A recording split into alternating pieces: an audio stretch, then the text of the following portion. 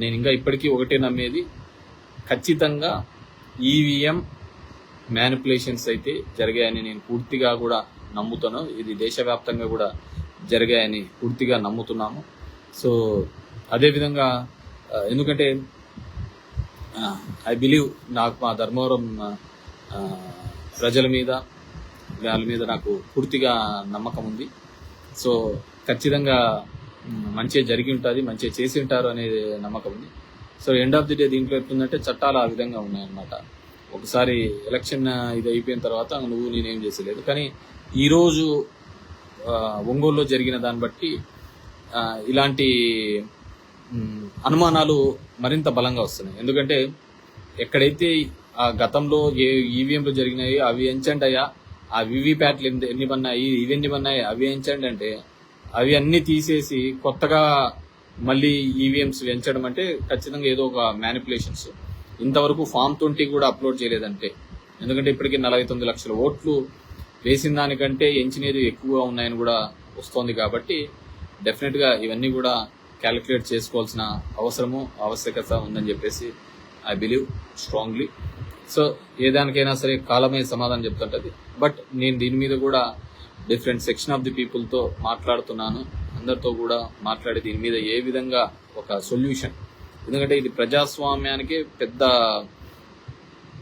చెడు. దీంట్లో ఏముంటుంది చెప్పండి, ఒక ఎలక్ట్రానిక్ మిషన్స్ తో ఉంటే ఎవడైతే ఉంటాడో వాడు మెయింటైన్ చేసుకుంటా పోతా ఉంటాడు. సో ఖచ్చితంగా పలు అనుమానాలకు, ఎందుకంటే మెయిన్ ఎలక్షన్స్ జరిగిన తర్వాత మన 13 ఎలక్షన్స్ జరిగినాయి అసెంబ్లీస్. 13 ఎలక్షన్స్ జరిగితే 10 పైగా ఇండియా కూటమికి వచ్చింది.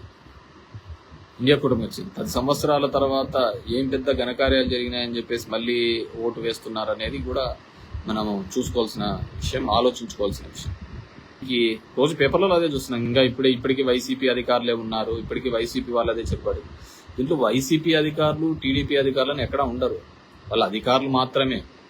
వాళ్ళను ఏ ప్రభుత్వము వాడి ఆలోచన విధానం ప్రకారం చేయించుకుంటుంటాదో వాళ్ళ ఉంటుంది. ఇప్పుడు సిసిఎల్ఏ సాయి ప్రసాద్ ఉండే, ఆయన పక్క చంద్రబాబుకు బంధువు అవుతారు, దూరంగా అన్ని అవుతారు.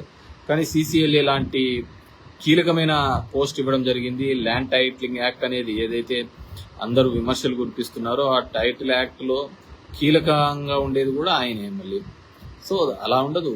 సో పరిస్థితులు బట్టి, వారి యొక్క నైపుణ్యాన్ని బట్టి సో కన్సర్న్ డిపార్ట్మెంట్స్ కానీ వాళ్ళు కానీ దాన్ని వాడుకుంటా ఉంటారు. సో నీకోసం నా కోసం ఇక్కడ ఆఫీసర్లు అనేది ఉంటారనమాట. సో అదొకటి డిఫరెంట్ గా కూడా ఇది చేస్తుంటారు. సో బీ ప్రాక్టికల్, ఏదైనా కావచ్చు. సో జరుగుతున్న పరిణామాలు ఇది లేదు. మా ప్రాంతంలో ఈ మధ్యనేమో కొద్దిగా వర్షాలు పడినాయి, రైతాంగం కానీ కర్షకులకు కార్మికులు కానీ బాగా ఇబ్బంది పడుతున్న సందర్భం. సో ఏదేమైనా కానీ చంద్రబాబు వివిధ హామీల రూపంలో ఇచ్చినాడు, చూద్దాం ఆయన ఎంతవరకు నెరవేరుస్తారో. జగన్మోహన్ రెడ్డి కుదరదు, ఆ విధంగా చేయలేము, అంత ఆదాయం లేదు అని ఆయన చెప్పినాడు. ఆయన మాట నిజమవుతాదో, లేకుంటే సంపద సృష్టించి మొత్తం చేస్తాను అని చెప్పిన చంద్రబాబు మాట నిజమవుతాదో చూస్తాం. కానీ దయచేసి పేపర్లలో కానీ దీనిలో కానీ ఈరోజు కూడా చూసే ఏదో 16 కంపెనీలు ఓపెనింగ్ వచ్చి 3 నెలలు అయింది. 3 నెలల్లోనే అప్పుడే పరిశ్రమలు స్టార్ట్ చేసి ఓపెనింగ్ కూడా అవుతా ఉంటుందా? మామూలు రూమ్ మొదలు పెట్టినా కానీ 4 రూమ్లు కట్టలేమే.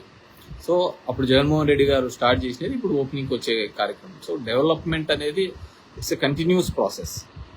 సో అది it's a continuous process. So ఎవరైనా కానీ తను చేసిన అది ల్యాండ్ మార్క్ లాగా ఉండిపోవాలని కోరుతారు. ఇప్పుడు సచివాలయ వ్యవస్థ అనేది అది ఎవరు వచ్చినా కానీ ఎప్పుడు వచ్చినా కానీ అది జగన్మోహన్ రెడ్డి చేసినాడనే చెప్తా అంటారు. సో ఇప్పుడు కొన్ని దానిలకు కాలనీస్, మా ధర్మవరంలో కూడా కొన్ని దానిలకు కాలనీలకు దీనిలకు పేర్లు మార్చినారు. పేర్లు మార్చడం వల్ల వచ్చే ఉపయోగం ఏముంటుంది?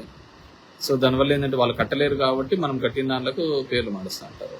సో ఇవన్నీ కూడా పబ్లిక్ అనే వాళ్ళు చాలా ఇది చేస్తారు. I still believe,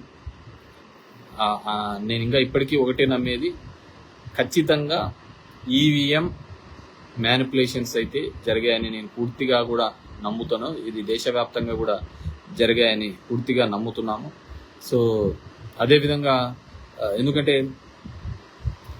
I believe, నాకు మా ధర్మవరం ప్రజల మీద వాళ్ళ మీద నాకు పూర్తిగా నమ్మకం ఉంది.